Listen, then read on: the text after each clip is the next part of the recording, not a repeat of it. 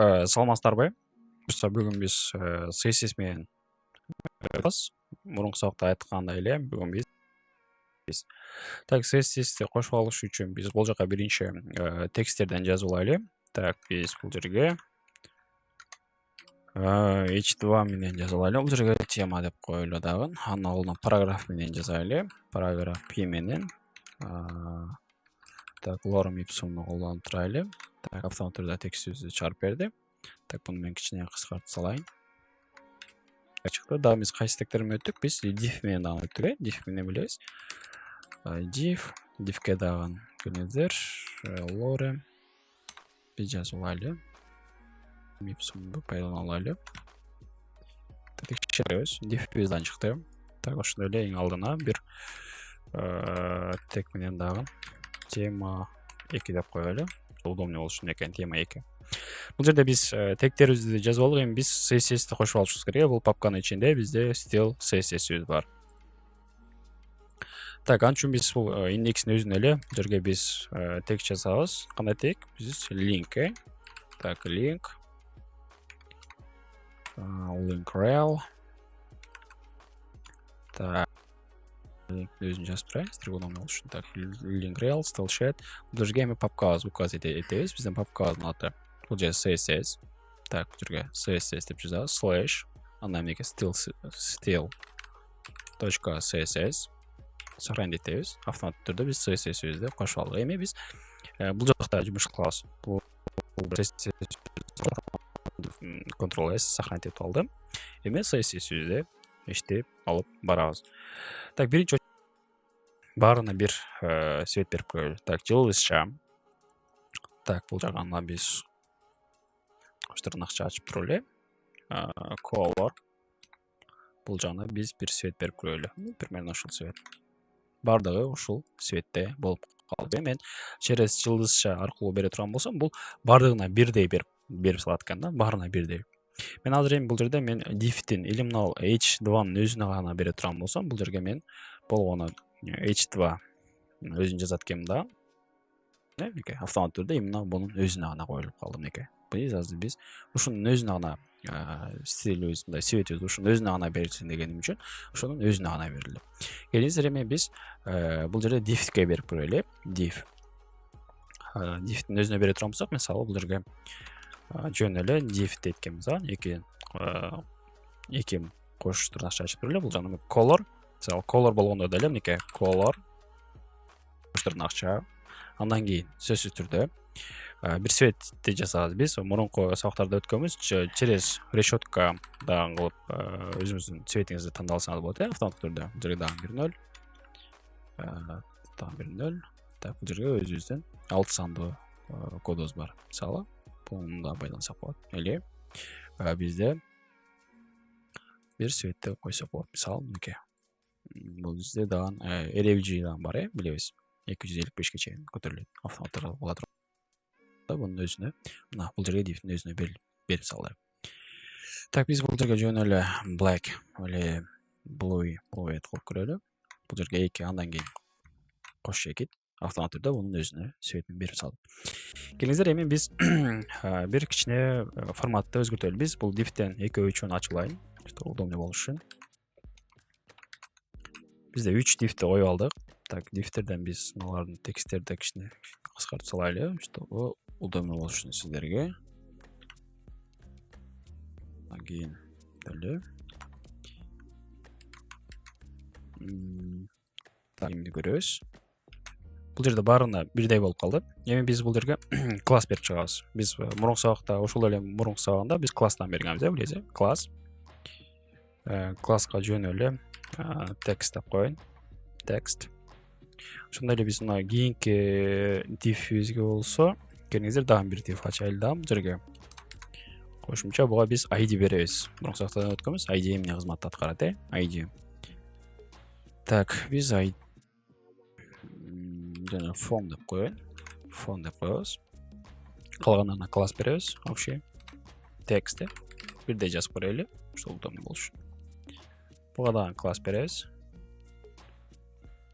Так, класс text бере алабыз. Мыналы болсо, окей, мына алабыз. Бул жагы өчүп калыптыр. Автоматтык түрдө диффьюзди жаратып алдык.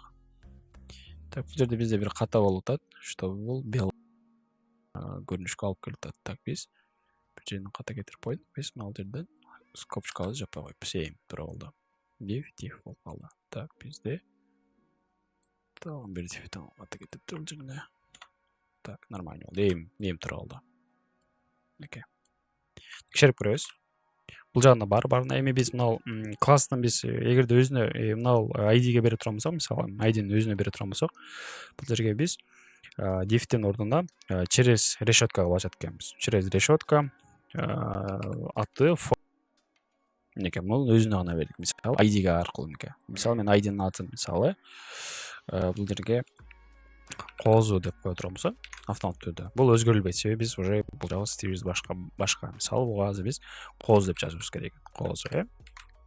Бул автоматтык түрдө буга өзгөртүлдү. Келиңиздер мунун ар бирине бере алабыз. Мисалы div класс бар экен. Мисалы мен азыр мынанын өзүн гана өзгөрүлсүн дедим. Мынанын өзүн гана өзгөрүлсүн, ушуга гана берейин дедим. Бул жерге div класс бар экен. Значит биз бул жерибизге биз так, анда эмесе, так, келиңиздер. Так, немебиздин аты кандай болду? Div класс бул текст болду, текст. Биз точка текст менен ачат экенбиз. Точка текст. Так, ачып бул жерге color. Бул жерге бир цвет берели. Келиңиздер бул цветке. Автоматтык түрдө бул баарына бирдей өтөт. Себеби эмнеге биз азыр бул жерде мына классыбыз баары бирдей окшош да, мисалы бул дагы окшош. Себеби ушуна берилип атат. Мисалы 1, 2 деп кое турган болсом, булар өзгөрүлүп, себеби булардын цветтери уже башка. Так, эми келиңиздер биз мына текст 1ди дагы өзгөртүп көрөлү. Примерно стерео удобный болуш үчүн точка менен ачат экенбиз. Точка текст 1.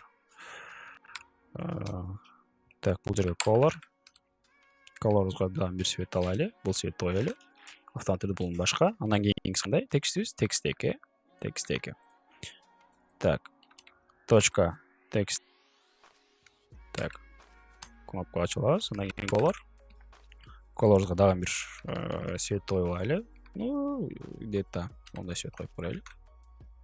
Бунун цвети уже башка. Мал болгон болсо, бул мынага окшоштат. Себеби бул эмнеге? Бул козу. Мына экөө бирдей цвет берилип калыптыр. Значит, биз буну башка цвет менен өзгөртүп салсак болот экен. Так. Бизге мындай да аңсак болот, билебиз, 6 сандуу, решетка менен 00 или FF 6F кыла турган болсо, цвети башка бул жерден келип туруп эле. Любой бир цветке берип чыгат. Айтык буга красный берип коелу. Мына берилик. Сөзсүз түрдө мына эгерде мына жабылбай турган болсо, бул иштебейт. Иштейт, но иногда иштебейт, мындай. Кээ бир форматтарда иштебейт, но бирок биз сөзсүз түрдө буну коштурдун акчасы менен жаап койт экенбиз. Уже иштеди экен. Биз бул жерде 4-өнө 4 кыл бердик. Бул жерде div'тин класстын өзүнө берип алдык. Андан кийин бул ID бул өзүнчө. Эми келиңиздер биз мынага тексттин өзүнө, мисалы өзүнүн мисалы div title бере турган болсок, примерно мынанын өзүнө гана бере турган болсок, примерно бул келиңиздер. Так, биз анда мынага биз title чыгарып коелу. Мисалы title деп коеюн. Title. Пока что классыбыздан бар. Title кылып алдык, title. Бул жагы башка. Эми келиңиздер ушунун өзүнө гана беребиз. Мисалы div-ке. Так, ал үчүн биз бул жагын түшүндүрөт. Бул жерге биз div жазабыз. Все, div да бул div'тин ичинде турат да. Div'тен кийин эки коштургучу ачабыз. Так. Эки бөлүмчө ачабыз. Бөлүмчө. Мунун ичине биз title деп жазып алдык. Title'дан кийин бул жагы дагы өзү козу менен жабабыз. Бул жагына color болгондон кийин биз бир цветти танып алабыз. Мисалы келиңиздер бир цветти танып алабыз. Мисалы мына цветти. Азыр мына цветти ушуга өзгөрүш керек. Неке автоматтык түрдө биз ушуну өзүнө гана берип алдык. Div title. Ушундай да деле берсеңиз болот экен. Мисалы биз турган болсоңуз, ушундай кылып бөлүп алсаңыз болот экен. Отдельно кылып. Жок, жөн эле мен div'тин өзүнө гана берем десеңиз, бул бардык div'ке өзгөрүлүп кетиши мүмкүн экен. Бирок, но биз основном биз мына класстын өзү менен гана көп иштейбиз. Класстан кийин эле бул жака өзүңүз бир тегти предмет этесиз. Мисалы мен силерге дагы бир неме болуш үчүн алдырагына бир тема жазып коеюн. Ал жерге силерге бир түшүнүктүүрөөк болсун. Мисалы бул жерге жөн эле бир div'ти ачтым мен. мисалы div аштым. Мен жазып турайын, кайра эле Лора менен жазып турайын дагы. Мынабул сүрөтүм, мынабул цветим башкача болсун деп мен буйрук берип атам да. Мен азыр мына дифтин өзүнө берсем болот, бирок мына алдыктагы дифтер деле өзгөрүлүп кетет да автоматтык түрдө. Ошондуктан мен буга отдельный класс берип атам. Класстын ичине мен бир